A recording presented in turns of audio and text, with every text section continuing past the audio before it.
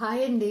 మనం పూజా మందిరంలో దీపం వెలిగించుకునేటప్పుడు ఇంకా ఆయిల్ క్వాలిటీగా లేకను, ఇంకా ఒత్తులు కూడా కొన్ని సిలుకు ఒత్తులు వచ్చినప్పుడు ఇంకా ఆయిల్ అంతా అయిపోగానే దాంట్లో మంటలు లేసి ఇలా మొత్తం బ్లాకుగా అయిపోతుందండి. అలా బ్లాకుగా అవ్వద్దంటే మీరు ఎలాంటి ఒత్తులు వాడుకున్నా సరే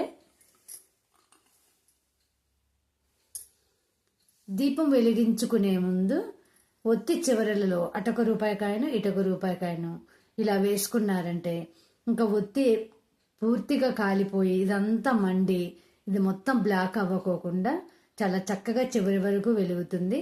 అలాగే మనం ఒకేసారి ఆయిల్ కాకోకుండా రెండోసారి మళ్ళీ ఆయిల్ దీపములో వడ్డించాలని మన పెద్దవాళ్ళు అంటారు. మనం రెండోసారి ఆయిల్ వేసినప్పుడు ఒత్తి లోపలికి జారిపోయే అవకాశం కూడా ఉంటుందండి. నాకైతే జారుతానే ఉంటాయి. మళ్ళీ నేను దాన్ని పైకి అనటం అట్లా ఇబ్బంది కూడా పడ్డాను. అలా లేకుండా ఉండాలంటే ఇలా బరువుగా ఒక రూపాయి కాయిన్స్ పెట్టామంటే మనం ఈ కుందిలో ఎన్నిసార్లు ఆయిల్ వేసినా కానీ ఆ ఒత్తి జారదు, కదలదు. ఇంకా మనకు ఉదయం వెలిగించుకున్న జ్యోతి సాయంకాలం మళ్ళీ దీపం వెలిగించుకునే వరకు కూడా వెలుగుతానే ఉంటుందండి.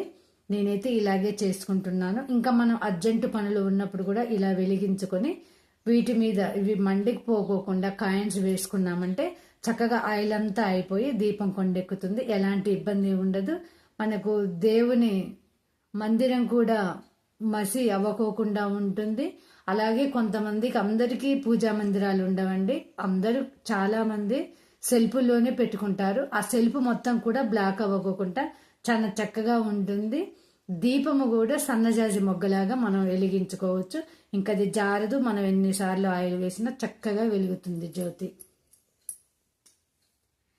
ఇంకా మనకి పంచముఖములు ఉన్న కుందిలోనైతే ఇవి మరమేకులండి. ఇంకా మరమేకులనైతే నేను ఇలా తొడిగేసి ఇలా పెట్టుకుంటున్నాను. ఇంకా వీటిలోనైతే మనం ఎన్నిసార్లు ఆయిల్ వేసినా ఇదైతే కదలదండి. ఇంకా చూడండి, ఇదైతే అసలు కొంచెం కూడా బ్లాక్ అవ్వలేదు. చాలా చక్కగా వెలుగుతుంది. ఇంకా ఇలానైనా వేసుకోవచ్చు, మనం ఇలాగైనా వేసుకోవచ్చు.